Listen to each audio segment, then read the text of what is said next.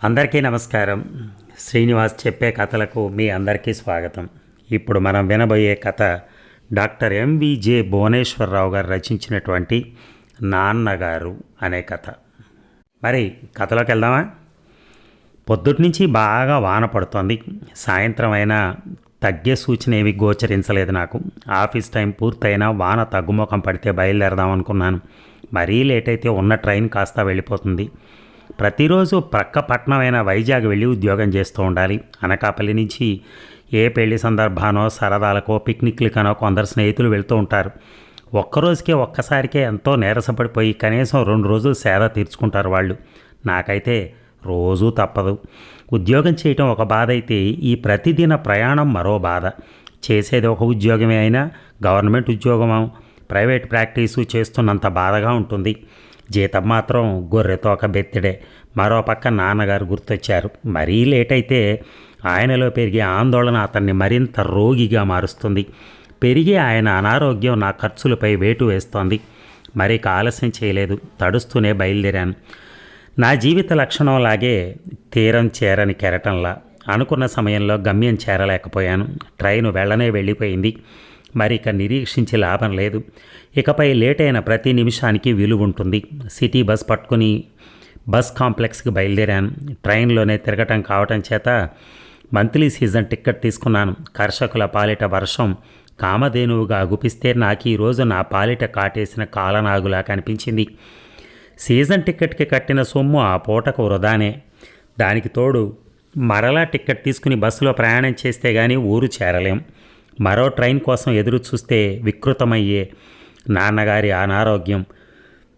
కాలాన్ని వ్యర్థం చేస్తే అది విధించే శిక్షలు ఎన్నెన్నో.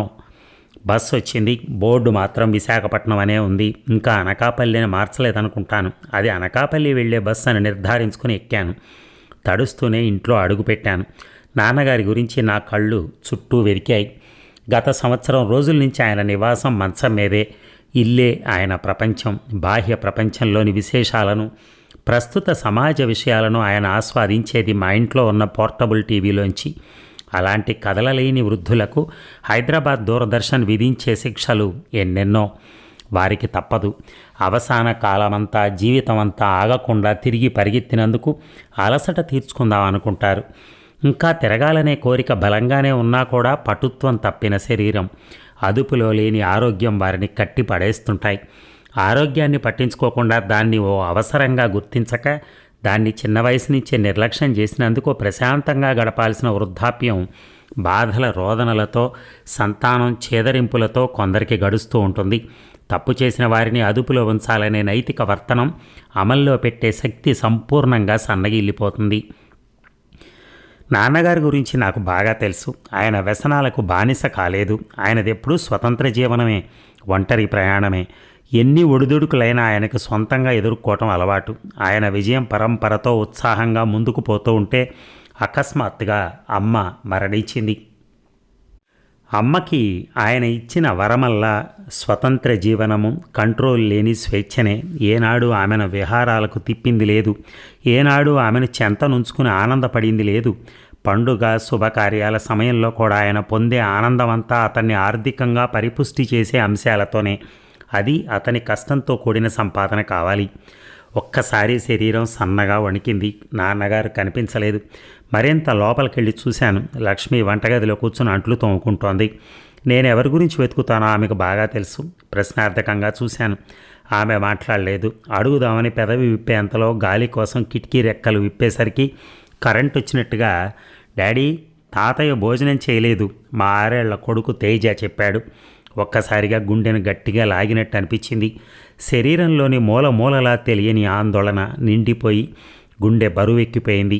తాతయ్య ఎక్కడున్నారమ్మా? వాడిని దగ్గరికి తీసుకుని అడిగాను ఆతృతగా. మేడపై ఉన్నారు. వెంటనే వాడిని కింద దించి తొందరగా నడిచాను. అసలే అనారోగ్యం. వేళకు భోజనం చేయకపోతే మరీ ఆరోగ్యం క్షీణిస్తుంది. మరలా ఆకలి మందగించిందా? గొంతులో మింగుడు పడటం లేదా? అనారోగ్యం ముదిరిందా? రకరకాల ప్రశ్నలు. మేడమెట్లన్నీ ఎక్కాను. హిమాలయం ఎక్కినంత కష్టంగా అనిపించింది ఆ సమయంలో. మేడపైన తాటాకులతో చిన్న పందిరొకటి వేసుకున్నాం. ఇటుకలతో 4 స్తంభాలు కట్టి దాని కిందనే ఒక నులక మంచం ఉంది. ఆదివారం పూట నేను పవళించేది ఆ మంచం మీదనే. వాన క్రమంగా తగ్గుముఖం పడుతోంది. ఆ చీకట్లోనే నాన్న పడుకునున్నారు. ఎదురవుతున్న సమస్యలకు ఎప్పటికప్పుడు కారణాలను అన్వేషించుకుని కారణాలని సహేతుకంగా విమర్శించుకున్నాక మరలా అని పునరావృతం కాకుండా జాగ్రత్త పడటం, ఎవరి తప్పు ఎంతని బేరీజు వేసుకోవటం ఆయనకెప్పుడూ అలవాటు. ఏకాంతం, ప్రశాంతమైన వాతావరణం ఆయన అలా ఆలోచించుకునేందుకు వీలుగా ట్రాన్స్లోకి తీసుకుపోతూ ఉంటాయి. నాన్న తట్టి లేపాను. సమాధానం రాలేదు. అప్పటికే సాయం చీకట్లో క్రమ్ముకొని ఉండటం వలన ఆయన ముఖం స్పష్టంగా కనిపించడం లేదు. గట్టిగా మరోసారి పిలిచాను. ఆయనకి ఏమైనా జరిగిందేమో. ఆందోళన ఎక్కువైంది. గుండె వేగంగా కొట్టుకోసాగింది. బుచ్చిబాబు గారు చెప్పినట్టు ఈ లోకంలో మూసుకొని మరో లోకంలో తెరుచుకునే నేత్రాలయ్యాయో ఆయన విని గాబరా పుట్టింది. ఊహ కందనంతటి సన్నని బాధ నరనరాన్ని తొలచి నకసిక పర్యంతం పయనించినట్టు అనిపించింది. అవును, ఆయనకెంత రుణపడున్నాను నేను. కొడుకుగా జన్మనిచ్చాడు.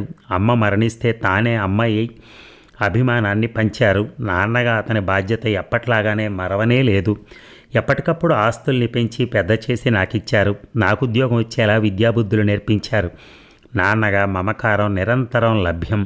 కళ్ళల్లో నీళ్లు ఊపికాయి. అలాంటి నాన్న తన 70 సంవత్సరాల జీవన పోరాటంతో సాధించి సంపాదించింది కొంతైనా స్వంత సంతోషం కాదు. అంతా వారసత్వ సుఖాల ఆనందం కోసమే. వేసవిలో వర్షంలా, ఎడారిలో ఓయాసిస్లా వచ్చావా? ఆయన మాట తీయగా అందంగా వినిపించింది. నా మనసులో రగులుతున్న సర్వ వేదనలకు ఏక నిమిషంలో నివారణగా పనిచేసిన మెడిసిన్ అది. అవును నాన్న. ఎందుకు భోజనం చేయలేదు? ఆకాశంలో ఒక్కసారిగా ఉరిమి మెరుపు మెరిసింది. ఆ మెరుపు వెలుగులో ఆయన మొహం స్పష్టంగా కనిపించింది. రౌద్రంగా, చెప్పలేని కోపాన్ని చల్లగా దాస్తున్నట్టుగా, మెరిసే కళ్ళలో మెల్లగా మూసినట్టుగా, ఆగని ఆవేదనను అదిమి పట్టుకుని ఉన్నట్టుగా మరింత స్పష్టంగా గోచరించారు.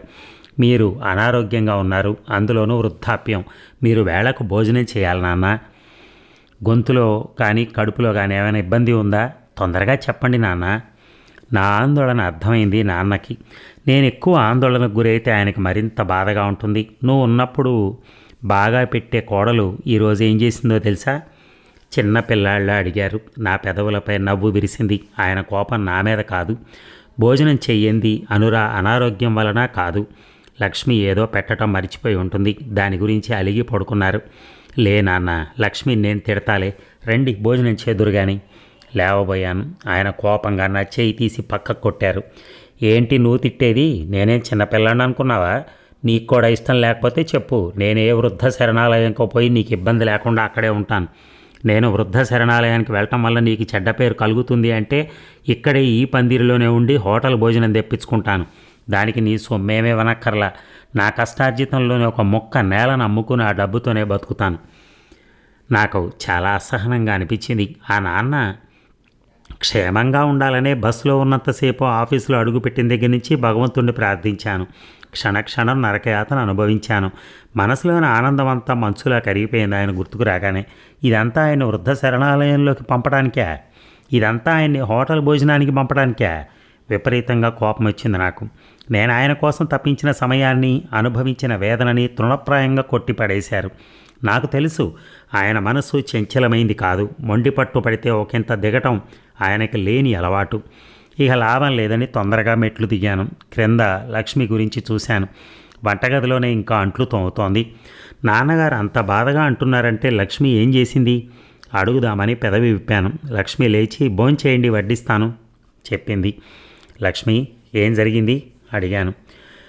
ఈరోజు బాబు బర్త్డే కదా అని కాస్త మసాలా అన్నం తయారు చేశాను. అది కావాలన్నారు. మీ ఆరోగ్యంకి సరిపడదు, మీరు కారం, ఉప్పు, నూనె వాడకూడదు, అయినా మసాలా కలిసింది అని చెప్పాను.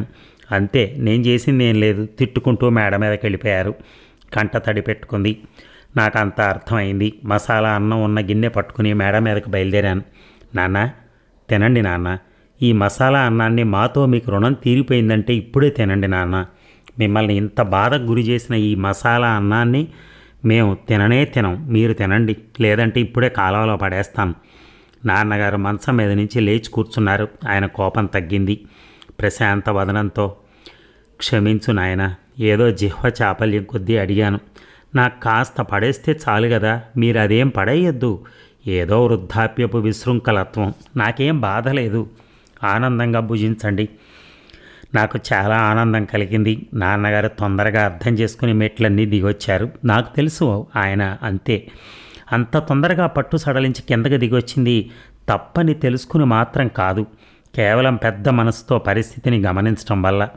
లక్ష్మితో ఘర్షణ పడితే నా సంసార జీవితం పన్నింటి కాపురం పాడవుతాయని, బాబు బర్త్డే రోజున తనందరినీ బాధ పెట్టడం మంచిది కాదు అని, చివరిగా అవసాన కాలంలో ఉన్న తను ఏమైతేనే వాళ్ళని బాధించిన వాడవటం దేనికి అని ఆయన మెట్లన్నీ దిగొచ్చారు. ఎంతమందికి ఉంటారు ఇలాంటి నాన్న?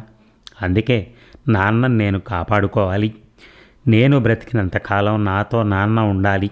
కష్టమైనా భరించి నాన్నను రక్షించుకోవాలి. అమృతం దొరక్కపోయినా అమృతం లాంటి మనసుతో నాన్నను ఆరాధించాలి, సపర్యలు చేయాలి. కళ్ళల్లో నీళ్లు నిండాయి. ప్రత్యక్షంగా భగవంతుడు నాన్న రూపంలో కనిపించగానే ఆలస్యంగానైనా దేవుడు ఉన్నాడని నిర్ధారణ నా జీవిత కాలంలోనే అయినందుకు నిజంగా. ఈ కథ మయూరి వీక్లీ 25 నవంబర్ 1994. ఎవరికైనా నాన్నగారు కనుక వెళ్ళిపోయినట్టయితే వాళ్ళందరికీ ఈ కథను విన్నప్పుడు నిజంగా కళ్ళ వెంట నీళ్లు కారుతాయి. దాంట్లో డౌట్ లేదు ఆ విషయంలో మాత్రం. ఎందుకంటే మా నాన్నగారు కూడా వెళ్ళిపోయారు. సో ఆయన కూడా ఇలాగే చాలా బాధపడుతూ ఉండేవారు. తిండి విషయంలో కానీ ఏదైనా విషయంలో గురించి కానీ. ఇట్లనే ఆయన షుగర్ పేషెంట్. మనం ఏదైనా పెట్టకపోతే ఆయన బాధపడేవారు. సో ఇలాంటివన్నీ నిజంగా ఈ కథ వింటున్నప్పుడు ఇప్పుడు అనిపిస్తోంది. మా నాన్న కూడా నాకు బాగా గుర్తొచ్చారు ఇవాళ ఈ కథ చదువుతున్నప్పుడు. Thank you very much. ఇవన్నీ మీరందరూ నాకు ఇస్తున్నటువంటి ప్రోత్సాహం వల్ల నేను ఇలాంటి కొన్ని అనుభూతుల్ని పొందగలుగుతున్నాను. Thank you very much to all. Thanks.